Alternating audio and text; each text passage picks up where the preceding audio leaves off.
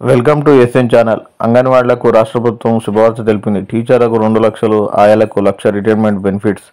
అమ్మ మాట అంగన్వాడీ బాట కార్యక్రమంలో మంత్రి సీతక్క ప్రకటన. చిన్నారులకు పచ్చదనంపై అవగాహన పెంచాలని సూచన.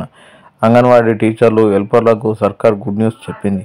అంగన్వాడీ టీచర్లకు 2 లక్షలు, హెల్పర్లకు 1 లక్ష రిటైర్మెంట్ బెనిఫిట్ ఇస్తామని మంత్రి సీతక్క ప్రకటించారు.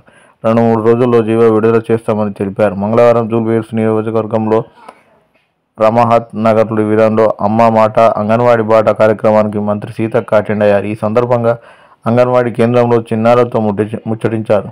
చిన్నారులతో మొక్కలు నాటించారు. మై ప్లాంట్ మై ఫ్యూచర్ అని చిన్నారులతో పలికించారు. అనంతరం సీతక్క మాట్లాడుతూ గత బీఆర్ఎస్ ప్రభుత్వం అంగన్వాడీ సిబ్బంది నమ్మించి మోసం చేసిందని చెప్పారు.